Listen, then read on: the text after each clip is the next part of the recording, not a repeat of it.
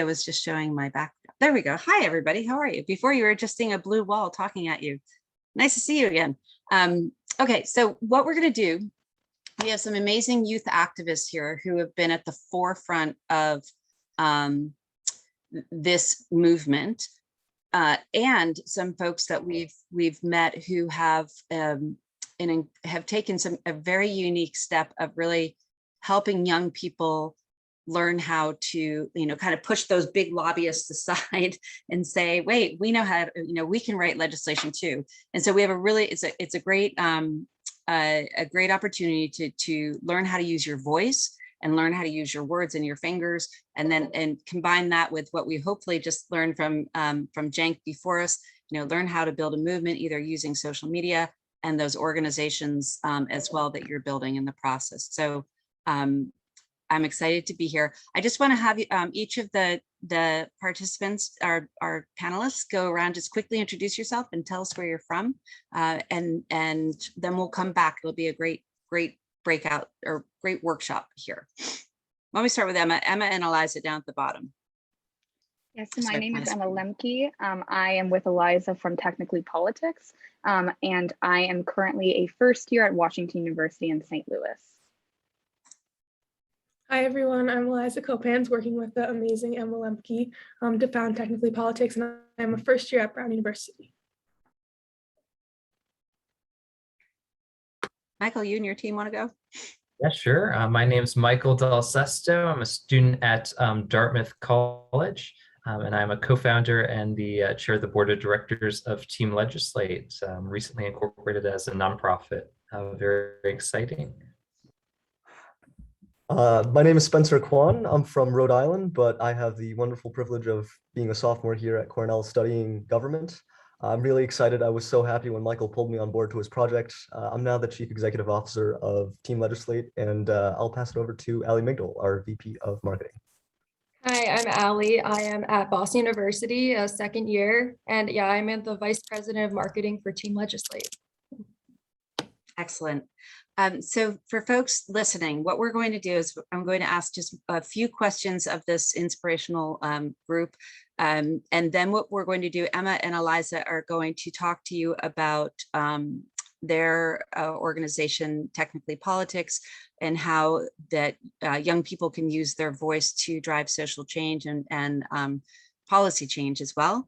And then Michael, Ali, and Spencer are going to share with you a great tool and platform, Team Legislate, that they've developed and designed. So this is going to be a very combo, hands-on learning, inspiration organization, as is always with all of these sessions.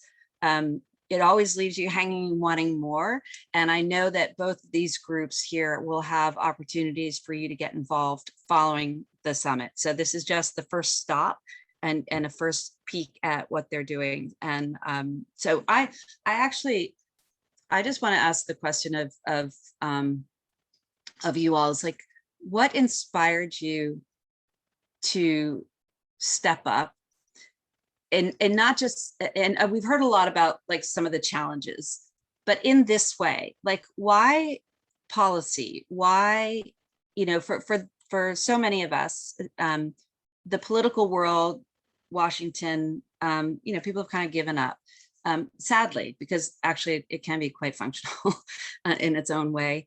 And so what was it why did you choose to get involved from a policy perspective, or a political activism perspective, or a social change, from this piece? So tell me a little bit about your own drive in that area, because you could have done a lot of things, but why this avenue?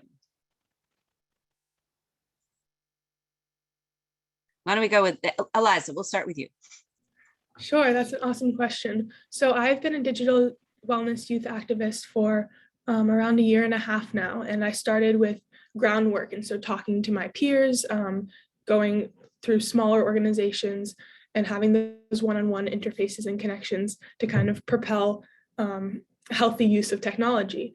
And then Emma and I met over a Center for Humane Tech meetup of youth activists in this field, and we talked about how there's really such a deficit in youth voice speaking up for the change that we want to see on a legislative level, and how our government can regulate so much of the spaces that we interact with, and we feel that they owe it to us as the younger generation, as kind of the guinea pig era growing up in this technologicalized time, to have our digital spaces be safe and for our voices to impact the laws that are being created to govern our use of digital spaces.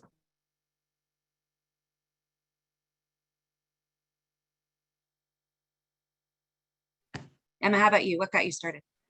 Yeah, of course. So yeah, I did meet Aliza through the Center for Humane Technology, but prior to that, I'd also been working in the space as the co-founder and CEO of Logoff for about a year. And I really have always been passionate about politics, about lobbying. But in this case, I agree with Aliza. I really thought that it was an injustice and a missed opportunity to not have teen voices in conversations regarding making like safer digital spaces online, especially because as teens and as young people, we really are the ones being the most negatively affected, or at least to the scale that is being recorded. So I really took that to heart. And then Aliza and I spoke about how we did want to get involved. And while we might not have the seats in Senate, we still wanted to be a part of the solution. That was kind of our first technically politics tag and a logo or like motto.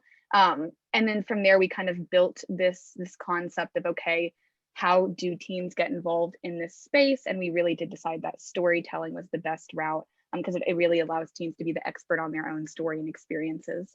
So that's really how I got involved. And I'm super excited to continue to explore legislation as it arises. So before we go on, I'm just curious, Emma and Aliza, and you might talk about this in your next one. What does success look like to you? That's a really hard question. I don't think it has one answer. I feel like it's just to feel like we're being heard and that people who do hold seats in our US government are pushing our agenda and are internalizing our asks and working to make that a truth in our government. Yeah, and I think that one of the main things that we talk about in technically politics is the portrayal right now of teens and of young people is very skewed. It's looking at teens and young people as passive victims, constantly being impacted and affected, but having no agency to change the situation that they're in. And I think a successful environment would be, for me, having that portrayal shift, having teens become agents of change, and then from there working with legislators to create these safer spaces that will really allow teens to exist on social media in healthier ways. Great. Michael and your team, so what inspired you to take this action in this way? Yeah, so a few years back, I went to Washington, D.C. with the American Legion through their Boys and Girls Nation program. For those who aren't familiar, it's a week-long program in which you work with your senators and peers from all over the country to draft legislation. It's a model Congress seminar. There's multiple different seminars. The YMCA hosts one. Some states like Rhode Island has a very strong model Congress organization as well. So at that seminar, I saw the amazing work that students could do. And there were just so many ideas floating around, but there was no way to get those ideas to legislators. It was sort of like all these awesome ideas came up at the seminar, but then once the seminar ended, very few people pushed their ideas through. But you heard these sort of one-off stories on where people actually did bring their ideas and kept pushing and got their bills enacted. Sort of every couple of years that happened. So we wanted to build a tool that would basically increase the number of bills coming from students, both high school, collegiate, and beyond, to their representatives. So we built this, right now it's a prototype, the Team Legislate website, and then we have a team of developers at both Dartmouth and MIT working on our final product. So we're very excited to hopefully launch that in the next year. But yeah, I'll turn it over to Spencer and Ali. They're sort of the new set of leaders at Team Legislate, and they have awesome stories as well. And I just want to be mindful of time, just what got you excited about policy and advocacy work? And we'll get into the details of Team Legislate afterwards, okay? Awesome. Go for it. Spencer or Ali? Yeah, so I have a pretty similar story with Michael. The year after he went to DC, I also went to DC through the same program, and it was really just inspiring to see this group of 100 kids who came from random parts in the country, Tuscaloosa, me from Barrington, Rhode Island, and then everyone who went in as 16, 17-year-old kids who didn't necessarily know about politics, but they learned about it. And the second they learned about what they could do, suddenly ideas just started brimming. And that kind of inspires me, and it made me realize that, if there's problems that are, facing our world right now, solutions are probably not going to come from Pennsylvania Avenue. They're not going to come from Capitol Hill. They're probably going to come from the people who are in the classroom right now. And what Team Legislate does is we just try to provide a voice for them and provide them this education so we can get everyone involved in this idea brimming and sharing world that is now social media. Allie, you want to just give us your few thoughts? Yeah, so in high school, I definitely learned a lot about politics and US government. So when Spencer reached out to me to become the VP of marketing, I saw it as a great way to help advocate for students on social media where we will spread awareness for their bills, and just a great opportunity to help spread more awareness to the organization. Great, I love it. So it's kind of ingrained in all of you, and high school was a good starting point for becoming politically active. And I think that that's fantastic. So I'm going to turn it over to Emma and Aliza, who are going to talk to us about technically politics and inspire us by ways that our youth can use their voices to drive social change. And then we'll turn it over to Michael, Spencer, and Allie, who are going to do an interactive session of bill writing, which is going to be really cool. So I'm going to turn it over to Emma, and Michael and Allie and Spencer. We can all turn our videos off to give them a little more space on the screen, and we'll come back to it.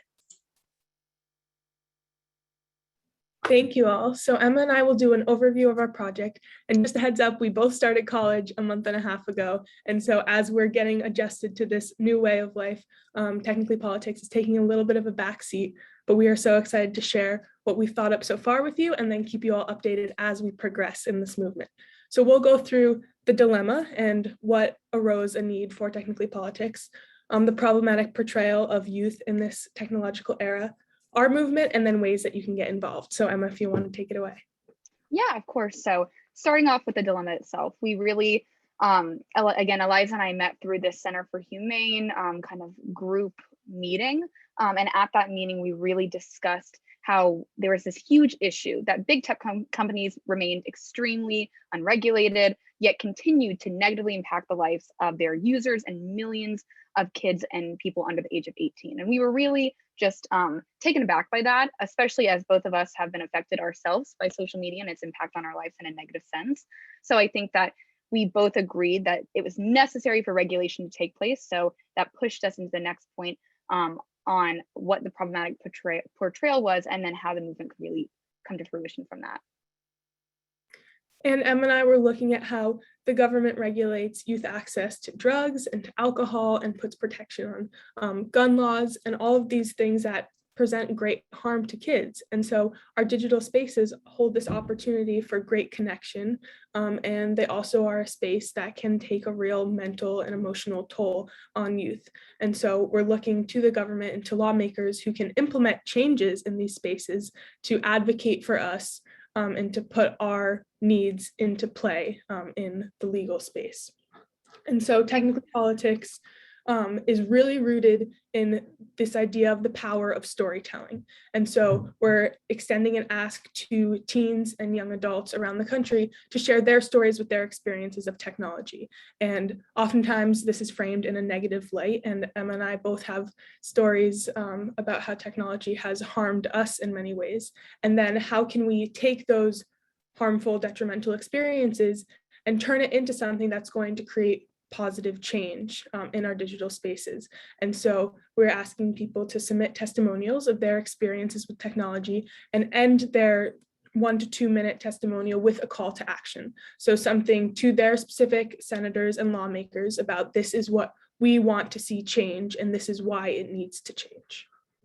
Yeah, and we kind of came to storytelling as the best route to push forth a more humane narrative of teens and to push forth big tech regulation from a teen perspective, because we realized that, we are only 18. And for a lot of the kids that are affected, we are below the ages of 18, we're young. And while we might not have all the life experience, all the educations that a lot of senators and policymakers out there have, we still have access to these really pure, unfiltered stories. And again, social media and the whole world of tech is so multifaceted and multidimensional that there are a ton of different avenues that kids and teens can really take to tell their teen video testimonials.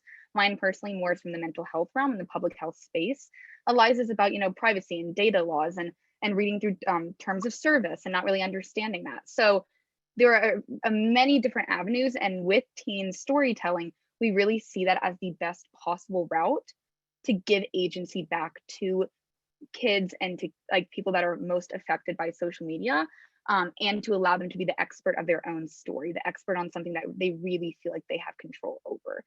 So how we best kind of go about building stories, building these video testimonials, and really becoming confident in our abilities to tell our stories is one, through talking. Aliza and I, we really want to emphasize how important it is to destigmatize the conversation itself about big tech regulation, about wanting to unplug, about social media having negative effects on our mental health.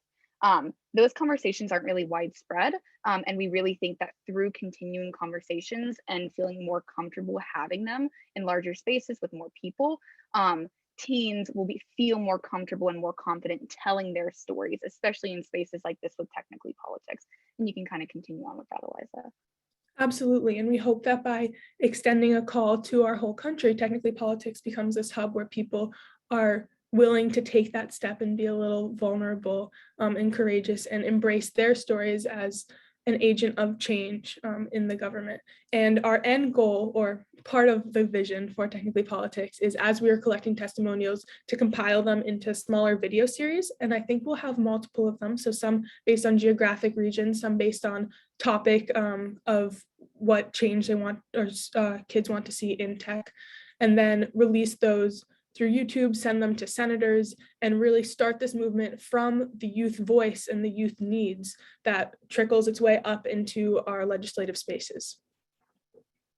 And that's where groups like Team Legislate really comes in handy, because what do you do after you kind of push forth and you've gotten people excited about big tech regulation? You need those bills to be created. You need to take substantive steps in order to see change. So we're really excited to kind of jump into collecting those stories. Yeah, that's our website at the bottom. We collect it through the website, through Typeform. And then again, really working to build your own story is a personal process that is extremely dependent on your comfortability, your confidence telling your story. Personally for me, and I don't know about Aliza, I really worked hard on journaling before, sitting back, thinking through how did tech affect me? What images or what items made me the most upset? Thinking through those questions, it can be extremely eye-opening. So if anyone out there were to kind of want to create their own teen testimonial, become more confident in their ability to storytell, I think that that's one of the best steps you can take in order to build your story, feel confident telling it, and then pass it on to organizations like us, where we really want to use your story to push forth change in this space. Absolutely. And if you head to our website, there's an area where you can submit your testimonial. Emma and I have a few examples based on our own stories and some guidelines for filming. And we would love, if you're interested, to hear about your story and to hear about the change that you hope to see, but maybe are too young to sit in the government and ask for. So we hope that all of you will engage with Technically Politics and continue, even on a small level, just sharing your story with your peers and with your family, because the change that stories can spark is pretty incredible.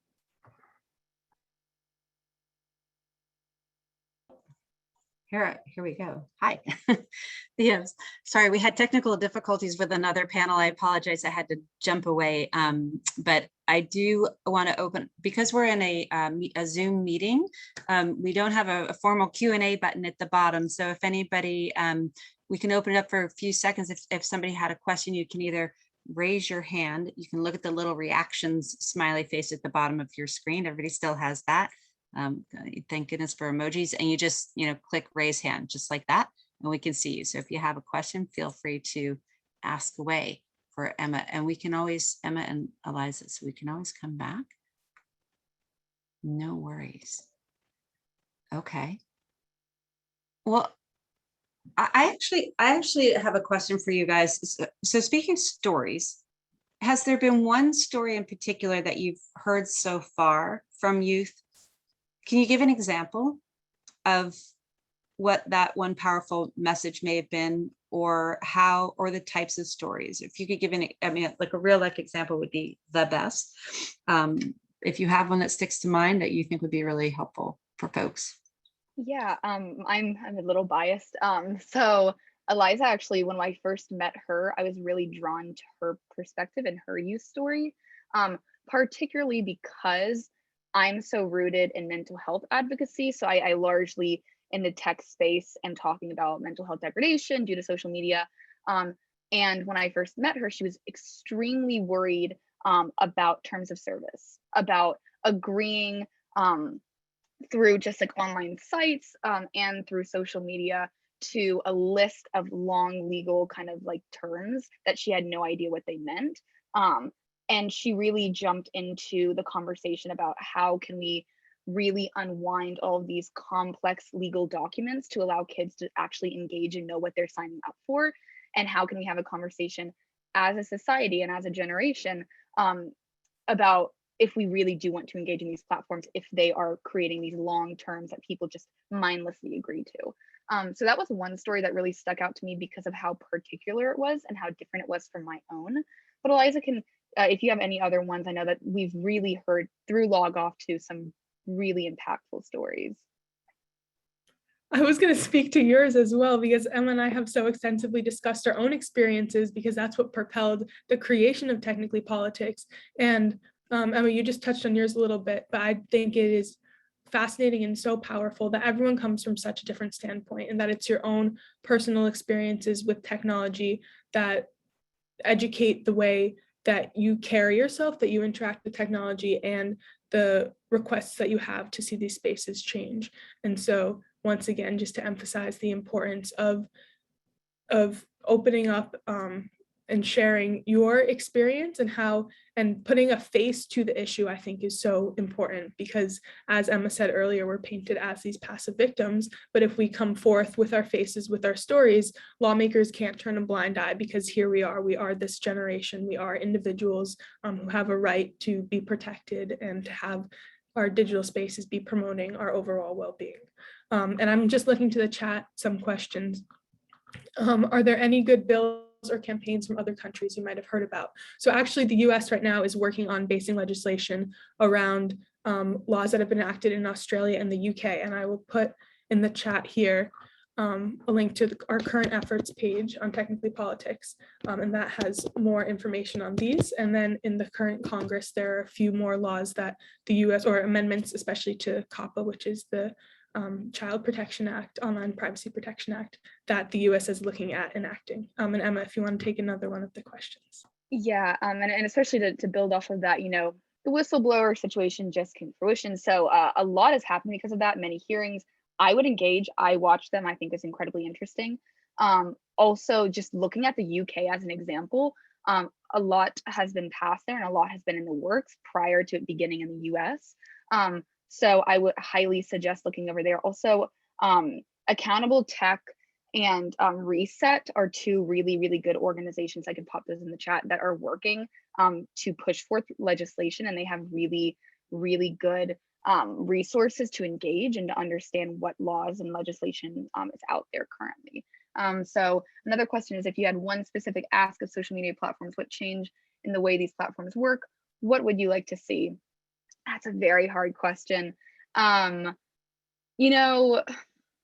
One specific ask, I think it's very general, but as someone who's very ingrained in the mental health and advocacy space, looking to reroute this weird quantification of worth and value through likes, and figuring out how can we best engage on these social media platforms and connect with people without having to worry and obsess over likes and comments, working with big tech companies and social media platforms to reroute that quantification, no matter if that's like getting rid of the likes, no matter if that's putting in a new system. Again, it's a very general statement.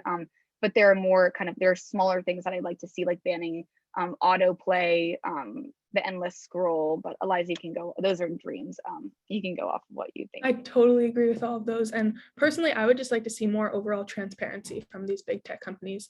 And I'm doing research right now on the privacy bill, which has been presented in the 117th Congress recently, and looking at how can users regain their autonomy on these big sites and retract consent when they want and know what third parties their information is being shared with. And I think all of that traces back to companies being transparent and honest and held accountable for the way that they are using their users' data and having people engage on their platforms.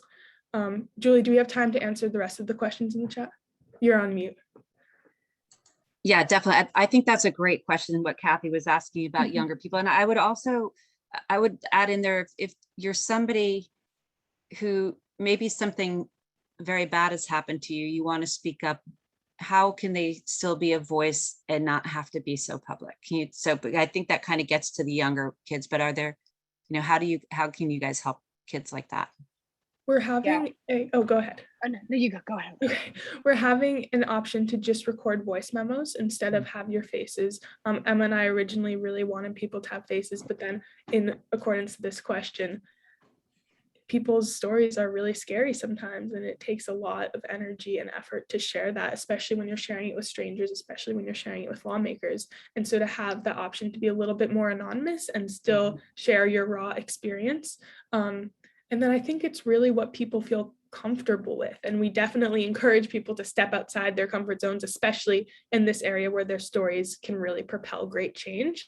But to let themselves share something that maybe they wouldn't always, in hopes of having that cause lawmakers this kind of cathartic moment of this needs to change, because I feel like that's the only way that we're going to galvanize change in this space, when people see this influx of stories of ways that social media is really hurting us and that we have the opportunity to change the way these spaces are regulated. Emma, do you have anything to add here about how to make it more accessible for younger kids?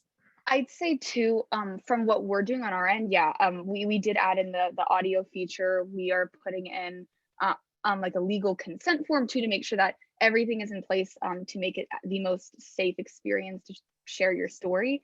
In addition, we are looking in the next few months, as everything starts to roll and as we get more stories, to actually host workshops. So on the weekend, hosting storytelling workshops, like how to feel more comfortable, practice with us, just figuring out what is your comfort level on telling your story, and where your story might go if it were to be shared. Answering those questions in the most public format possible, whether that's through Zoom or some other online format. We really do want to host those workshops in order to answer that question and make kids feel as comfortable as possible. So this is a perfect segue. Thank you, guys.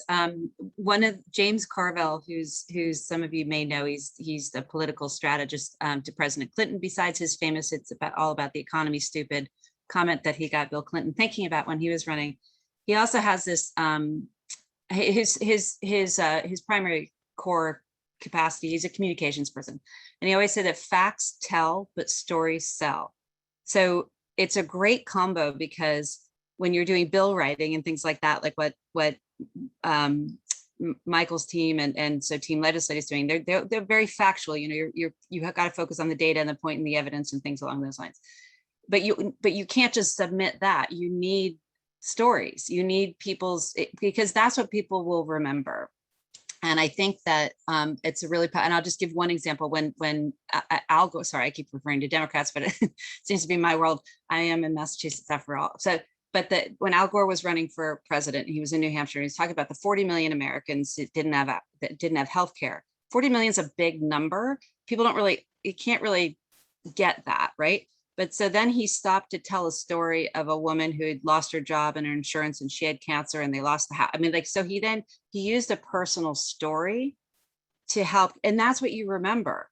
It's like, oh yeah, they're 40 million, but there are 40 million Louises out there. And I think what you guys are doing by capturing those personal stories is so important for advancing social change. So keep it up. Fabulous work. So excited. And now I'm really excited to bring you guys together, because this is a powerhouse duo between Technically Politics and Team Legislate. So I'm going to turn it over to Michael, Spencer, and Allie, and Emma. Can you guys turn your video off? We'll bring those Can guys I add on. something super quick? Would that Yeah, be okay? yeah, please. And just one more thing, Emma and I are really working on making this a bipartisan issue, and that Yeah. all kids, regardless of their identities in any format, are being affected by social media, by digital spaces to some degree. And as adults in our legislature, they have the best interests of kids in mind, regardless of the children's identity. So Yeah. in terms of working to raise a generation that's going to lead our country to future great things, it doesn't matter what political party you stand with. We want to be protecting and supporting the well-being of our youth. 100%. And I have to say, even so, Thursday night, Senator Markey made some remarks, and then we had a panel afterwards. And John Gedney, who was an impact producer at MTV News, was with us in Accountable Tech. And they were like, the beautiful thing about this issue is, like, you can hear a Republican speak and a Democrat speak, and you don't know what party they're from. They both agree. And I mean, they might have obviously their differences, but this issue, they all care about this for you guys. And so this is a unifying, you know, the bad guys, the tech world in their mind, but you know, it's a unifier. So together we will thrive. That's our theme of the summit. But again, the 1-2 combination of what Technically Politics has been doing, and then what Team Legislate. So I'm going to turn it over to Spencer, Michael, and Allie. I'm going to go hide myself here. Thanks, guys. And folks, please do put your questions in the chat, or in Disha's nicely getting stuff over from Huva into here. It's a wonderful but complicated system. But thank you. Just type it anywhere and we'll grab it and feed it. Awesome. So yeah, so we're going to write a bill today. So if anyone wants to turn on their cameras or go off mute, feel free. We're hoping this is going to be very interactive. Allie's going to be watching the Huva chat for anyone there. So feel free to throw your ideas there. But let me share my screen, and Spencer and Allie, feel free to come off mute, and we can sort of explain the site and then get started on drafting a bill. Yeah, so what's really cool about what we're trying to do is we noticed that there's a big rise in people writing petitions online. I'm sure everyone's familiar with websites like change.org, but we do have an interesting statistic, which was that only 1% of all of the petitions made online actually lead to legislative action. So when it comes to raising awareness, they're amazing for that. When it comes to actual tangible legislative change that's long lasting, unfortunately, there's a gap in the market for that. So what we're trying to do here at Team Legislate is we try to convert these ideas into a piece of legislation, into a formatted bill. And then we contact lawmakers and say, are you interested in this piece of legislation? And then we combine aspects of both petitioning and also finding a tangible solution. Today, we're going to be trying to write a bill together with our bill formatting tool to show you guys what the process is. The prompt that Michael, Allie, and myself came up with is something that I think almost everyone here can agree with. In a world where social media has increasingly invaded the privacy of their users, what piece of legislation can protect consumers? Write a bill addressing this problem and include a specific solution. So I know this is a very, very tough, big idea, and I'm sure everyone here is passionate about it. So I'll let that linger for a second, and everyone can gather their thoughts. Yeah, and while you think about that, I'll show you our virtual Congress feature and some of our other features on the website. So virtual Congresses, our whole idea here is there's already some amazing programs and seminars being run where youth generate ideas. So we hope to not reinvent the wheel, but work with them and give them a tool so they can use it at these seminars, so their members can promote their legislation even after the seminar ends. So this summer, we were fortunate enough to do that with the New York Boys State. That was the male side of the Boys and Girls State American Legion program in New York. And they had their own virtual Congress page. And these bills are all from their members. So the people running the program had access to the virtual Congress page. They could put an events calendar up, some announcements, and give a password to their users to upload their bills so they could promote them later on. People can read their bills. They can generate Instagram posts. We'll show you all that after we write our own bills. but we actually made a little group page for lookup as well. So anyone watching, if you make a bill and then submit it on Team Legislate, reach out to us and we can give you a passcode to get your bill up onto the lookup specific page. Just to show off the events page, we're here at the Youth for Youth seminar right now. And then administrators can also put up announcements and give announcements and links to their users. Also, we have our advocate directory. If you don't know what to write a bill about, we're hoping to build this up in the future, but you can look at nonprofits and NGOs in your area and see all the amazing work they're doing. So this is lookups page. This gives, we collect missions, call to actions, a little history, work, and all helpful links. So our users can look through nonprofits in their areas and get ideas. So with that, I think we should write a bill. What do you say, Spencer and Ali? All right. Yeah, we can definitely get started. So you come to our bill page, hit that draft a bill. This is our prototype. So before you start writing your bill, be sure to click on this new workspace button in the left-hand corner. That will just sort of reset our system and tell it that you're going to be writing a new bill. So here on the right, we have your bill. Right now it's all blank. And on the left, we have our bill formatting tool, which is going to walk us through the process of writing a bill. So Spencer, do you want to take us away and I can act as a scribe? And Ali, if you could tell us if any questions come up or if anything comes up in the chat, that'd be awesome. Yeah, so first and foremost, if you guys have any ideas, just feel free to drop them in the chat or unmute. We love participation. So the first part of the bill formatting tool, you have to think of a bill title. So generally pieces of legislation start with an act to blank and blank, right? Like an act to create clean water in X, Y, Z city. So for our bill, does anyone have an idea of what our bill title could be?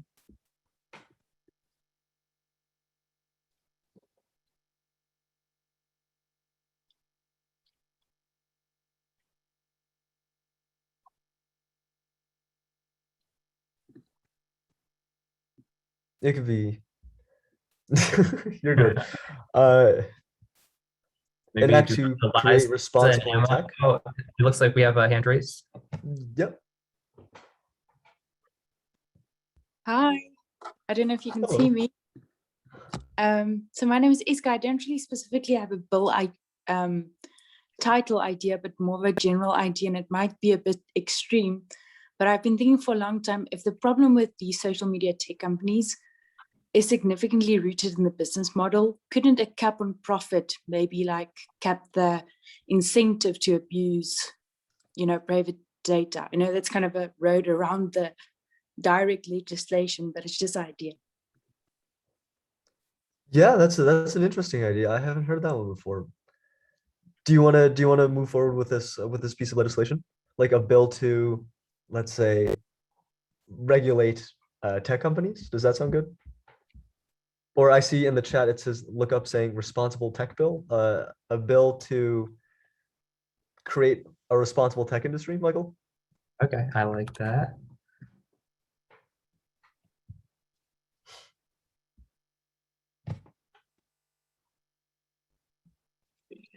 There we go.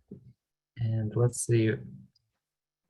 We can say for name and affiliation. For affiliation, we can say look up live. For names, we'll try to get names maybe later on.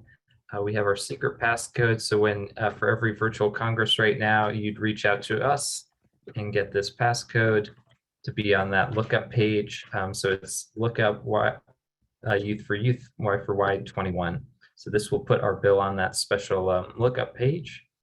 And let's see if we can put it in Massachusetts for now.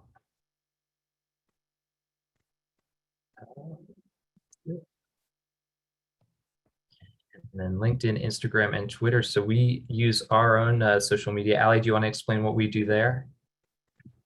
Yeah, so we use our social media to just spread awareness on all the bills that are posted on our website, as well as keep everyone informed on our features. In the future, we're going to have bill writing competitions. So it's just a great place to see everything that's going on with Team Legislate and what bill writers are creating on our site. So feel free to check us out at Team Legislate on Instagram, Twitter, and LinkedIn. The background of our bill, that was our prompt that Spencer gave us. And Spencer, do you want to walk everyone through the clause? Yeah, so there's a few parts of writing a bill writers should generally link their own social media accounts onto the piece of legislation so people can contact them. But just for the purpose of the presentation, we're gonna throw up our own little social medias. So when it comes to writing bill clauses, there's a few types of clauses. First and foremost, bills start with something called a whereas clause. I know most people don't usually, start sentences this way, but the way that legislation works is that whereas essentially means we're writing this bill because. So whereas, for example, for this bill would be whereas the tech industry has overstepped its boundaries for invasion of privacy or something like that. A whereas clause is essentially just a statement of why you're writing your bill and what is motivating you forward and exactly what problem it's trying to solve.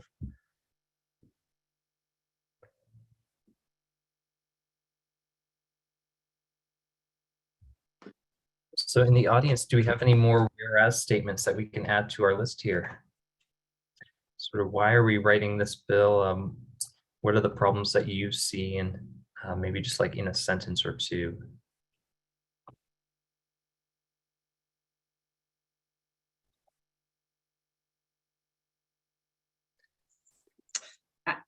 I'll jump in, and I'm just building on whereas the tech industry is, and this isn't the proper language, but making too much money off of negative ads. And I'm just pulling this from, because one of our teams last year suggested a manipulation tax, that you tax ads that are attached to like porn and all these other, or these extremist things, which get a lot of action. So you're trying that you tax that at a higher rate than ads that are placed against positive messaging. So it's just trying to shift the business model. That was called, they were a team called manipulation tax. Aliza and Emma, any thoughts for whereas statements? I know you two have done a lot of awesome work in this space.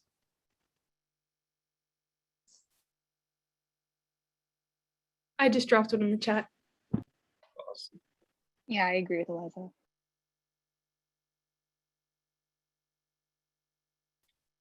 Social media's diverse tactics are having harmful impacts on the well-being of youth. Awesome.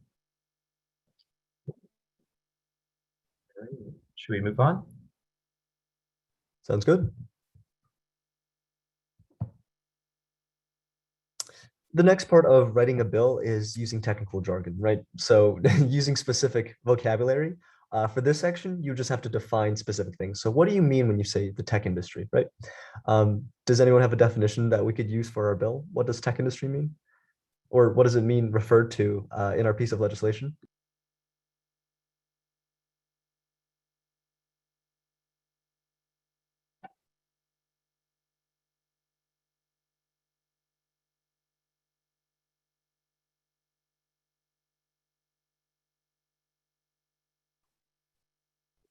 For this example, if we're talking about tech industry, I think we're specifically talking about for-profit social media organizations.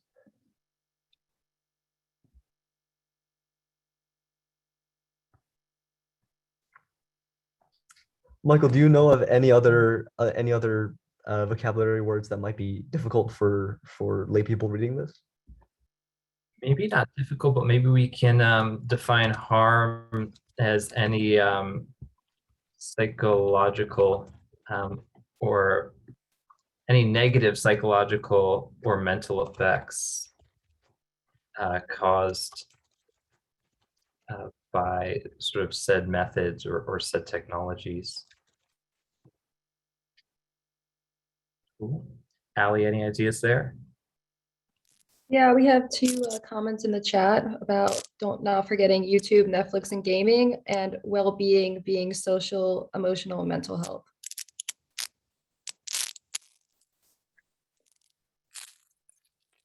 Social media organizations.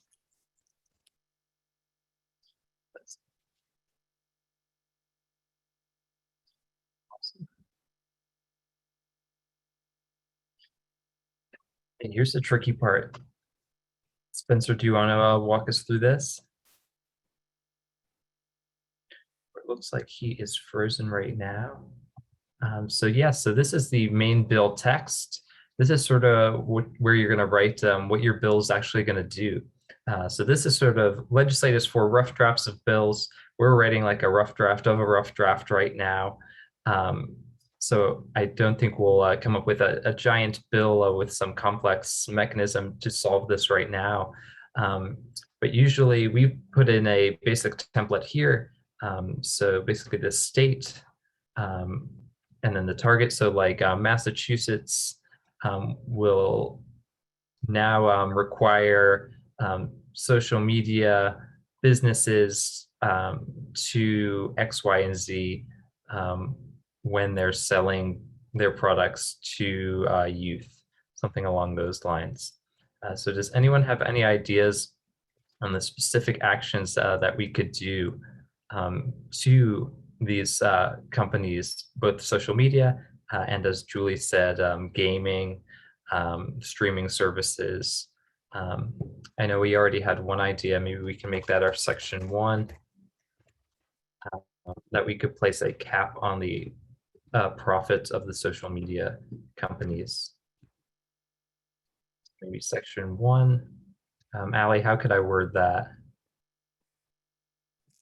We have in the chat to keep children safe and protect them from online manipulative marketing. I think that would go well with it.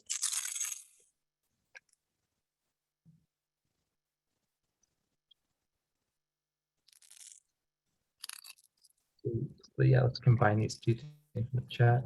Our state will be required to publish an external review of the harmful potential harms of their technology on teenage users. I really like that idea.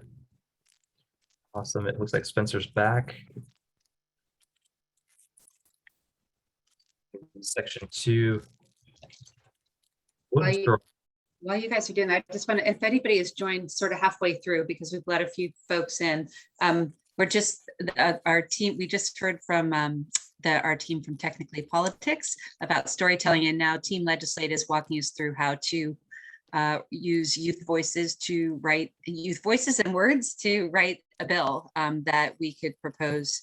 You can propose at the local, state, or federal level, however you want to do that. Yeah, so feel free to use the chat for all the new folks who just came on, both on Zoom, Uva, and if you want to hop off mute and throw your ideas in as well, that'd be great. So right now we have an idea to force these companies to publish an external review of the harms every 3 months. That's very important to sort of put the time scale and the timeline in those bills. Another idea we had earlier was to cap profits. So, link.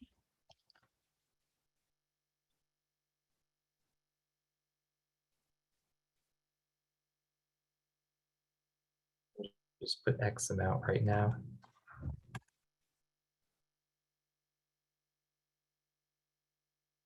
Any other ideas for our bills? Got some things in the chat.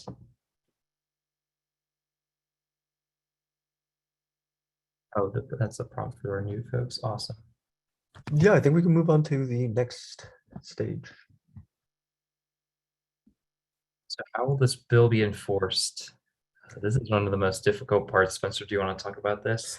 Yeah, a piece of legislation is only as powerful as how effectively it can be enforced. If a law can't be enforced and can't hold the weight of law, then the law probably isn't effective to begin with. Here you have to kind of decide who exactly is going to be doing the work that you proposed? We talked about regulations on the tech industry. Who do we think should be trusted with this power? So maybe a more specific question for the audience would be, in the last part, we put section 1 that they have to come out with these reviews every 3 months. What's going to happen if they don't come out with that review, and if they don't tell the harmful effects?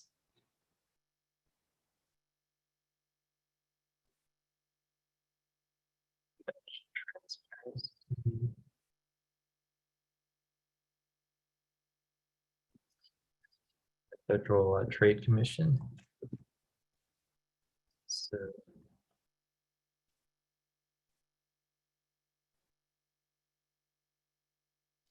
still, maybe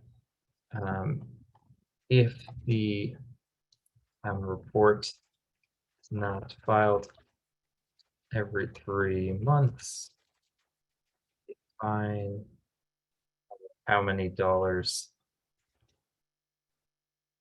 is subjected to the said technology company. Any further ideas here? Now we can move on. Yeah, let's look at step 5. So what are the punishments if your bill aren't followed? Should there be fines?